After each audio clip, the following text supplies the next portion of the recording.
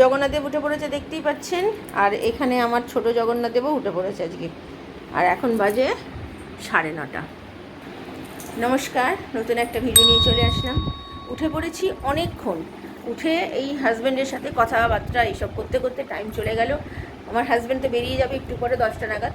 তো আমার হাজব্যান্ড গেছে, এখন একটু কচুরি খাবে ও, মানে ওই লুচি মতো যেটা করে, কচুরিতে না লুচির মতোই করে, ওটা খেয়ে যাবে। কারণ কি বাবাকে ডাক্তারের কাছে নিয়ে যাবে, ওখানে মানে কখন ছাড়বে না ছাড়বে, কি হবে না হবে, তো সেসব করবে। যে যদিও আজকে একটু তাড়াতাড়ি হয়ে যাবে, জাস্ট আজকে চেক আপ করার ব্যাপার আছে, আজকে কিছু চোখের কোনো অপারেশনের কোনো ব্যাপার নয়, তো সেই জন্য তাড়াতাড়ি হয়ে যাবে। কিন্তু কি বলবে সেটা নিয়ে টেনশন হচ্ছে। ভগবান যেন ভালোই বলে, যেন সব কিছু ঠিকঠাকই থাকে বাবার চোখটা। তো যাই হোক, যা হবে সেটা তো আপনাদের সাথে শেয়ার করবই।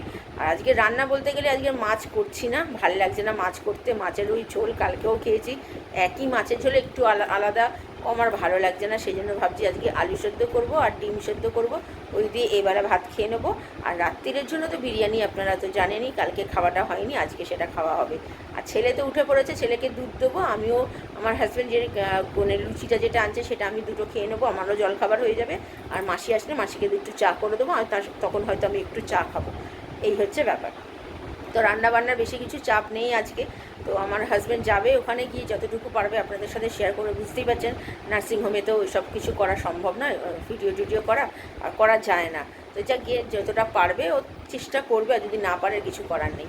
তো ঠিক আছে, আপাতত ছেলেকে দুধ দিই আর আমার হাজব্যান্ডকে জলখাবারটা দিয়ে দিই, কারণ কি ওরা বেরিয়ে যাবে, একটু পরেই বেরিয়ে যাবে যেহেতু, তো সেই জন্য। তো ঠিক আছে, আমি আবার পরে আসছি। চলুন, চা বসিয়ে দিয়েছি মাসির আর আমার ছেলের দুধ হয়ে গেছে। আর এখানে নতুন করে দুধ জাল দিতেও বসিয়ে দিয়েছি। তো চলুন ছেলেকে আগে দুধটা দিয়ে আসি। এই চা মোটামুটি রেডি, আর একটু ফুটলেই হয়ে যাবে। দুধও ওখানে মোটামুটি ফোটার জন্য উঠে পড়েছে, একটুখানি হলেই হয়ে যাবে, ফুটে যাবে। তো ছেলেকে দুধ দিয়ে দিয়েছি। আমার হাজব্যান্ড তো খেয়ে নিয়েছে, কচুরি খেয়ে নিয়েছে, এবার আমি খাবো, খেয়ে তারপরে চাটা খাবো। এই চা রেডি, চাটা রেখে দিই এখন, আগে কচুরিটা খেয়ে নিয়ে চলুন। এই হ্যাঁ, আমার হচ্ছে আজকে জল খাবার। চলুন তাহলে খেয়ে নিই, আমি আবার পরে আসছি। বেরিয়ে যাচ্ছে, জানিও আমাকে হ্যাঁ কী হলো না হলো। মোবাইল নিয়েছো? ঠিক আছে, হ্যাঁ দেখেছি। এই যে বেরোচ্ছে, বাবা ওইদিকে আছে গাড়ি নিয়ে, চলে আসবে এক্ষুনি। বাবা মানে ওইদিকে চলে গেছে অলরেডি, দাঁড়িয়ে আছে ওই দিকটা। দেখিনি, তো মেলছিলাম, মাসি জুতো কাঁচা হয়ে গেছে, সেই জন্য জাগিয়ে বাবা ভগবান যেন সব ঠিকঠাকই বলে ডাক্তাররা, এটা নিয়ে চিন্তা হচ্ছে আমার। হ্যাঁ ওই যে ওই পাশেই আছে।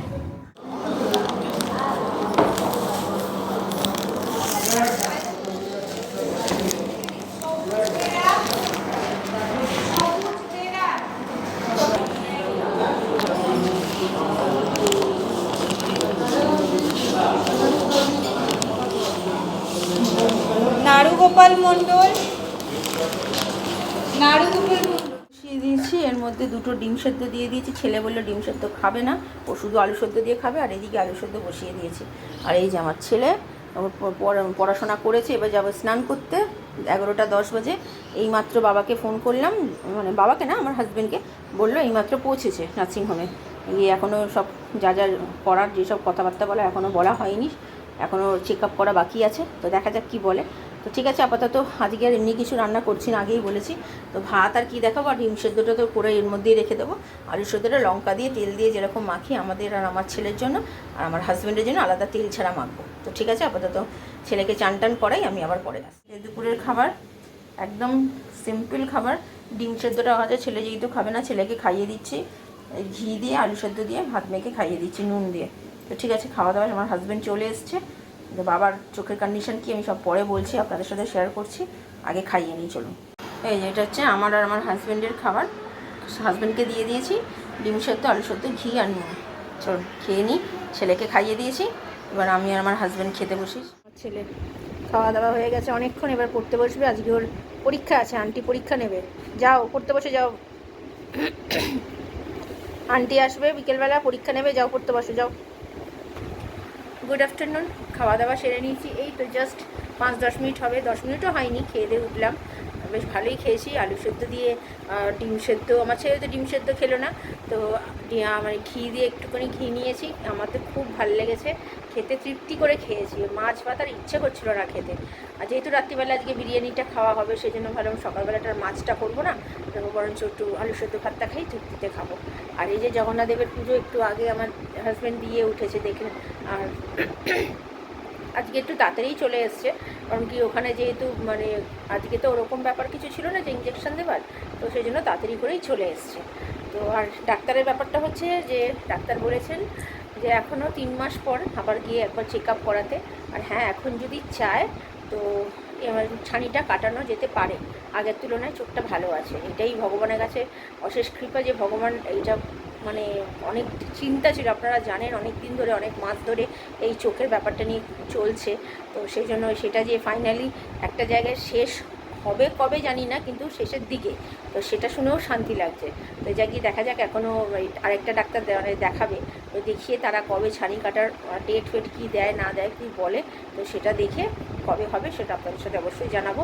তো ভগবানের কাছে আপনারাও প্রার্থনা করুন যাতে আমার বাবার চোখটা তাড়াতাড়ি করে ঠিক হয়ে যায়, যে অনেক চোখটা নিয়ে অনেক দিন ধরেই ভুগছে, আর টাকারও ব্যাপার বুঝতেই পারছেন, প্রত্যেক যখনই ইঞ্জেকশন দেওয়া হয়েছে 20-22 হাজার টাকা করে গেছে, বুঝতেই পারছেন তো এক একটা ইয়েতে ইঞ্জেকশনের জন্য, তো সেটাও তো একটা খরচার ব্যাপার। তো ভগবানের কাছে প্রার্থনা করছি যেন তাড়াতাড়ি করে সেটা ঠিক হয়ে যায়, মানে আর ইঞ্জেকশন দিতে হবে না, ছানি কাটাটা হয়ে গেলে নিশ্চিন্ত। তো ঠিক আছে, আপাতত এখন একটু বসে শুয়ে নিই, একটু রেস্ট নিই, আমি পরে বিকেলে আসছি। করতে চলে এসেছি, আমি এই মাত্র হাঁটা শেষ হলো, এখনও ঘরে গিয়ে বসিনি, তো গ্রিন টিটা করি চলুন। এই আমার গ্রিন টি হয়ে গেছে, ফুটছে, ঢেলে নিয়ে চলুন। এই যে আমার গ্রিন টি রেডি, আর এই যে আমার ছেলে দুধ খেয়ে নিয়েছে, ওকে দুধ দিয়ে দিয়েছি হাঁটার আগেই, ও দুধ খেয়ে নিয়েছে, যেহেতু এদিকে আলু সেদ্ধ ভাত খেয়েছে অল্প করে, তার জন্য এবার আন্টি আসবে, ওর আজকে পরীক্ষা আছে। কি পরীক্ষা আছে আজকে? পরিবেশ। তাই যাও পড়াশোনাগুলো করো, যাও আন্টি চলে আসবে, চলো। তো আমি গ্রিন টিটা খাই, আমার অবস্থা খুব খারাপ, এখন গিয়ে মুখ টুকগুলো মুছি, আমি আবার পরে আসি। Good evening. গ্রিন টি খেয়ে একটুখানি ফ্রেশ হয়ে, চুলটা এখনও পুরোপুরি শোকায়নি, একটু বসেছি, ছেলের আন্টি চলে এসছে, ও পড়তে বসে গেছে। আর আজকে তো রুটি করতে বারণ করেছি, কারণ কি আজকে যেহেতু রাত্রে বলেছিলাম বিরিয়ানি খাওয়া হবে, কালকে বিরিয়ানি যেহেতু খাওয়া হয়নি, আমার আজকে খাবার ক্যান্সেল করে দিতে চেয়েছিলাম, ছেলেটা বায়না করছে যে মাম্মা কালকে খাওয়া হয়নি, ও আশা করেছিল কালকে খাবে, যেহেতু এগগুলো খাওয়ার পরে আর পেটে সত্যি জায়গা ছিল না, তো তার জন্য আর ফালতু নিয়ে এসে তো লাভ নেই, নিয়ে এসে সেই পড়ে থাকবে, বাসি খাবার থেকে টাটকা খাওয়াটা আমার মনে হয় বেশি ভালো, তো তার জন্য কালকে সেটা ক্যান্সেল করতে হয়েছে। তো তার জন্য আমার হাজব্যান্ড বললো যখন ও বায়না করছে ছেড়ে দাও, আজকে রাত্রিরে এই খাওয়া হোক, বিরিয়ানিই খাওয়া হোক।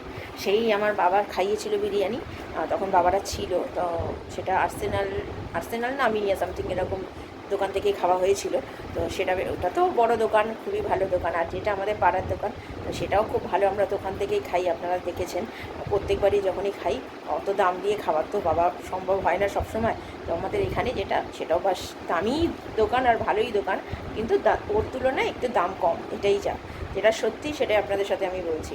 তো যাই হোক, আপাতত সেই জন্য ওটাই খাবো। আর এই সন্ধ্যে তো দেওয়া হয়ে গেছে অনেকক্ষণ আমার ছেলে, তো ঠিক আছে, আপাতত আমি একটু চুপটুকগুলো শোকাই, রাত্রিরে যা খাবো বিরিয়ানি যখন খাবো আপনাদের সাথে অবশ্যই শেয়ার করবো, আমি পরে আসছি। তাহলে আমাদের রাত্রিরে আজকে বিরিয়ানি আমার ছেলেকে দিয়ে দিচ্ছি, 9টা 10 বাজে, ছেলের আন্টি চলে গেছে, তো এখন ওকে দিয়ে দিচ্ছি, ও খেয়ে নিক, ওর খিদে পেয়ে গেছে, সন্ধ্যেবেলা যেহেতু দুধ খেয়েছে অল্প করে, ও খেয়ে নিক, আমি হাজব্যান্ড আসলে আমি আর আমার হাজব্যান্ড খাবো। তো ঠিক আছে, আমি আবার পরে আসছি। কেমন খেলি বিরিয়ানি? ভালো করেছে? খিদে পেয়েছিল না বাবা? ওর খুব খিদে পেয়েছিল, অনেকক্ষণ ধরেই বলছিল। এদিকে তাকাও, ভালো লাগলো? পেট ভরেছে তো? যাও এবার হাত মুখ ধুয়ে, এবার কিন্তু শুয়ে পড়বে বাবা, কালকে স্কুল আছে, সারা দুপুর ঘুমাওনি তো, শুয়ে পড়ো। হ্যাঁ ঘুমিয়েছো, চলো। খাওয়া দাওয়া হয়ে গেছে, রাতের বিরিয়ানি তো খেলাম, মাটন বিরিয়ানি খুব ভালো খেয়েছি, ছেলে আগেই খেয়ে নিয়েছিল, আমার হাজব্যান্ড দেরি করে এসেছে যেহেতু একটু দেরি করেই খাওয়া হয়েছে, এখন 11:30 বাজে, আর আমার হাজব্যান্ড অনেক আম এনেছে, সেটা আপনাদের সাথে আজকে শেয়ার করা হয়নি, কালকে আপনাদের সাথে সেটা শেয়ার করব।